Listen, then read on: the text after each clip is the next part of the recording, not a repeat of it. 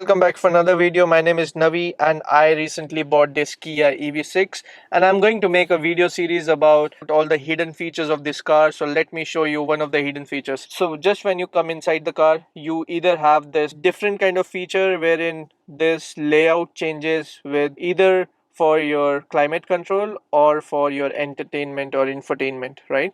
So what you can do is when you just come into the car, you usually see this climate control, right? And I'll tell you, you can change the default setting of this panel.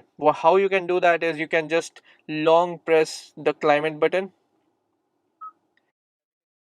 As you can see now, it says that returns to the selected display when the other display times out. Okay, basically this sets it as a default display. Okay, I will check the climate one, and when I turn off the car, okay, I've turned it off, and when I turn it on again, you will see that it is showing you the climate control, right? Now let me change the default setting to